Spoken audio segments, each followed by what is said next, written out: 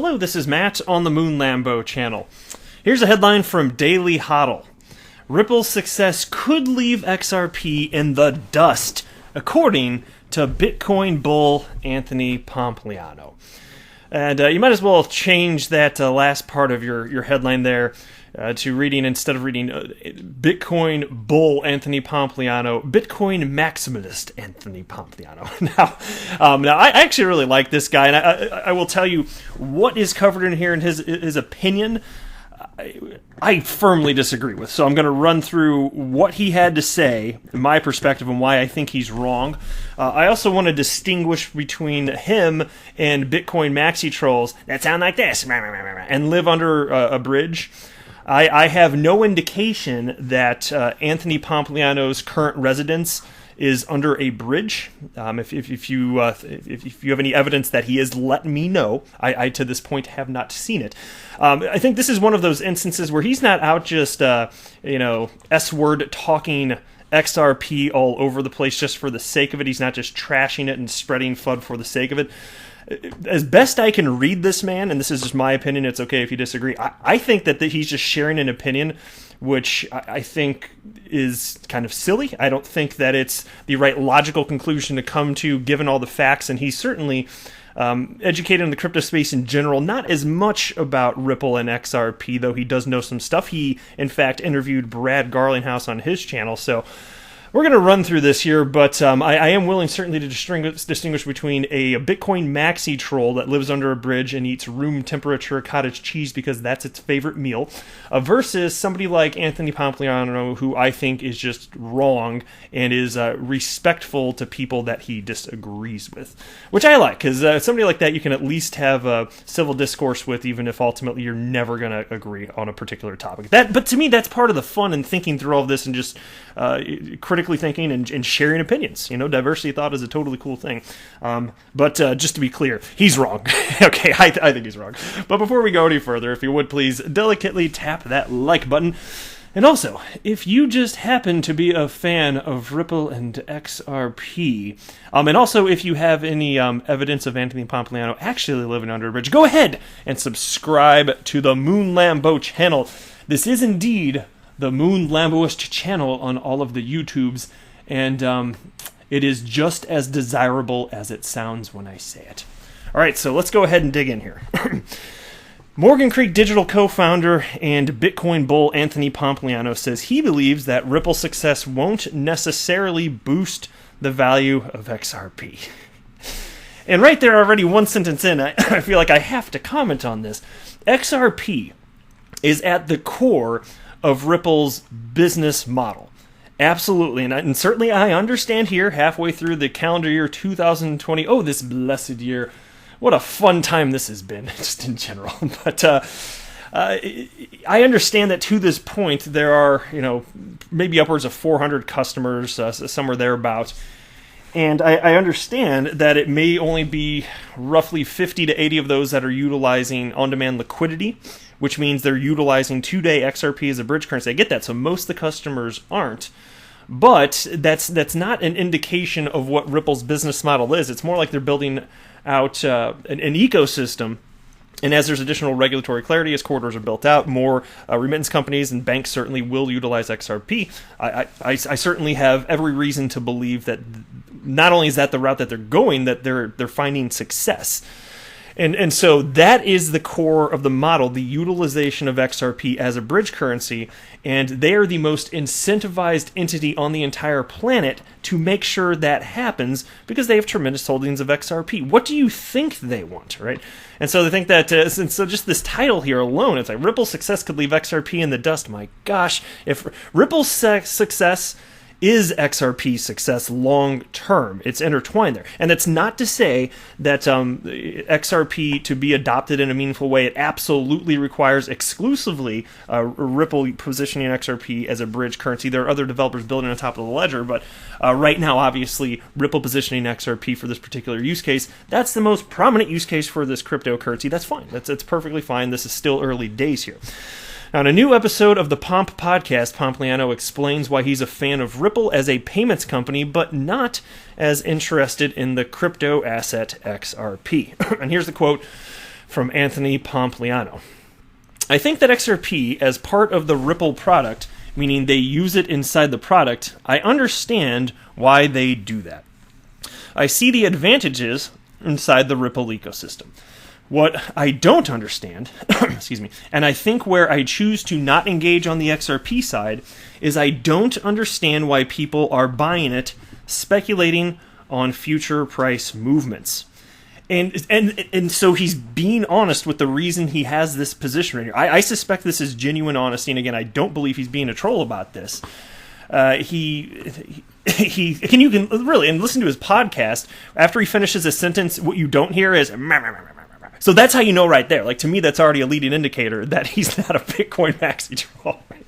But as far as the speculation, I mean, he's already citing that they're speculating. Okay, fair enough. People are speculating on Bitcoin, though, right? And every other cryptocurrency here. So why are people willing to do that, though? Well, I can only speak for myself, but I know that there are so many others, perhaps you listening to this particular hot jam on the Moon Lambo channel, perhaps you share my opinion, which is that utility matters and will win the day. When we're talking about the reason people would be willing to buy and hold XRP, a lot of it has to do with the fact that we know that businesses have to hold XRP in order to conduct their business models, utilizing XRP as a bridge currency. And there's going to be more and more of that built out, which means the demand, that's a big part of the theory, is that it should increase. And while none of this is financial advice, I don't have a financial background, I'm just sharing my opinion here, as long as it keeps going in that direction, that means something. You're talking about an asset class in its infancy, and it's already proven their opportunities over the last decade there have been for asymmetrical returns here, and it's still in its infancy here. Now, to me, that's rather exciting. It's not the case that you have to hold an asset and actually use it for it to be reasonable to hold that asset or to speculate on it. Many people hold gold and they don't use it, right? And if you think a little further, and this is why the point's kind of silly additionally, many people hold Bitcoin, they don't use it, okay? And so maybe he believes that in mass people will actually utilize Bitcoin for actual payments in the future, because as Satoshi Nakamoto envisioned Bitcoin, it's a peer-to-peer cash system. Okay, but it's not today, and technologically it's probably a dead end, because even with Lightning Network that doesn't work, and even if it did work, it's still a centralized solution. So I don't see that being some sort of winning proposition, positioning Bitcoin to be used as that. And pretty much everybody's thrown in the towel. Most people have, except for the true Bitcoin maxis out there. They still believe that this is going to be used as money, or at least they say that. Maybe they just say it because they're heavily invested in it. If they got heavy bags, who knows? Maybe they're being genuine, maybe they're not. I'm not sure. But that you could only speculate on someone's intention at that point. But to me, this is kind of silly here. It's perfectly reasonable to speculate on pretty much anything. And if you think that it's going to need to be used by businesses, and you know that if you're holding some of it, that business might want to have it in the future, and other people know that too, to me, this is a perfectly reasonable thing. Like, this is not rocket science to me. It's no wonder that people are willing to do this. It's no wonder that XRP for the better half of a decade has been consistently in the top 5 or 6. I don't know how far it's ever dropped over the time period it's existed in terms of market cap, but it's consistently been up there for some tremendous amount of time.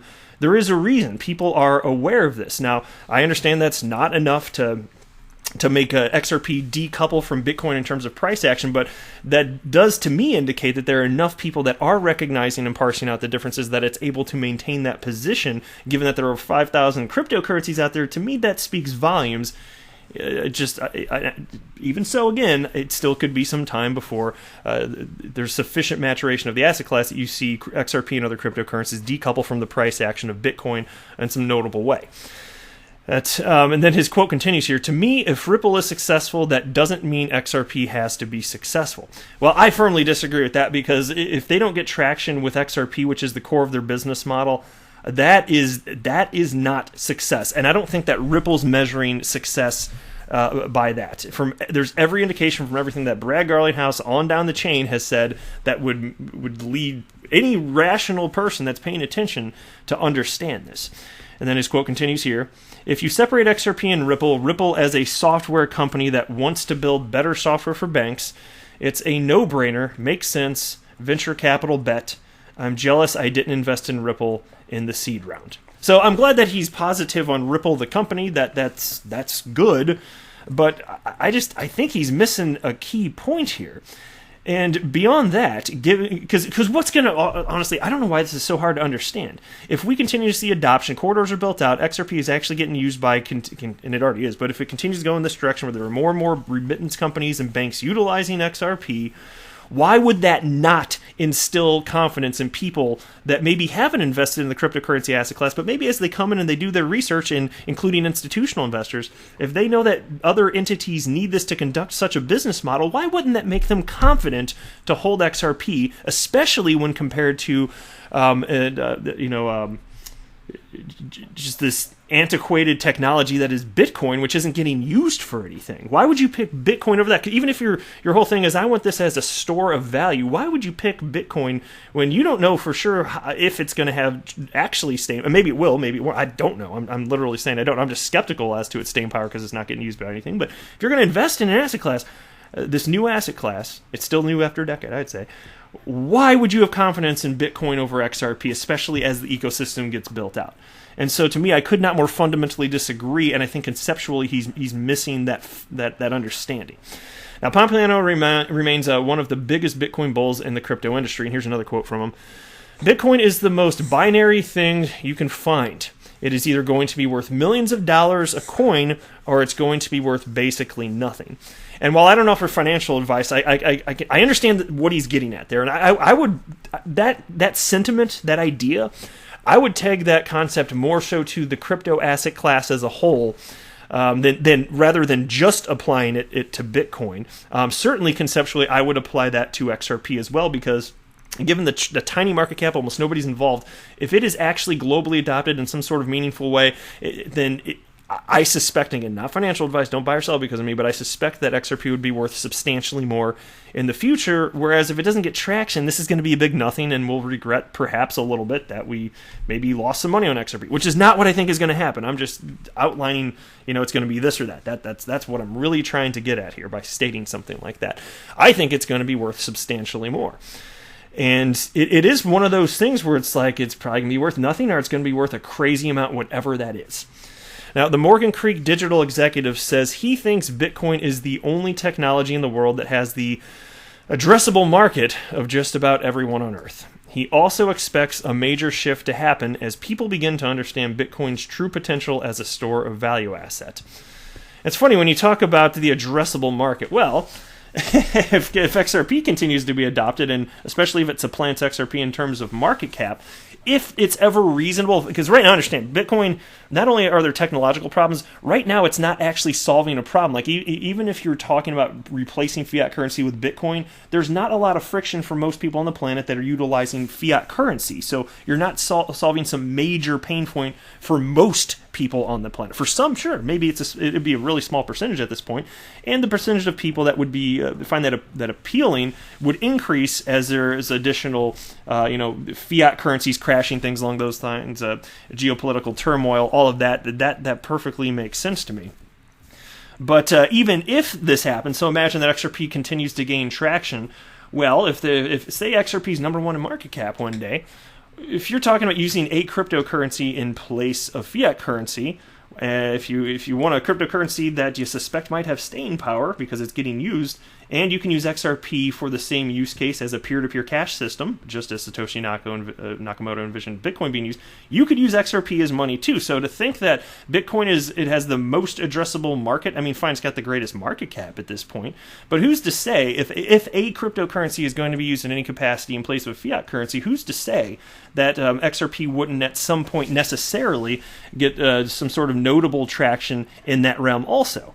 So I'm not predicting that will happen. I'm saying that it's just an idea that could come to pass. If any cryptocurrency is going to have it, why not XRP if it's got staying power? And then he's got another quote here.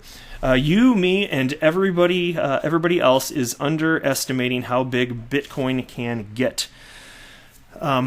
Murad Mohammadov, I don't know how to pronounce that, made an argument that Bitcoin's market cap is not comparable to just the global monetary supply at $90 trillion. He thought it was $150 trillion, and how he got there was a lot of the assets that you and I own. We own because we don't want to hold cash because of inflation. Just like Uber was a market-expanding piece of technology, and it wasn't just against taxis. It ended up like some people don't own cars. Same thing here. Maybe I don't put my wealth in store of value assets. I can put that in currency because it's a deflationary type currency. Okay, a lot of that does seem to make some bit of sense there, but if you're talking about... oh my god, I think my dog's going to vomit. Peeve, you're reading the video.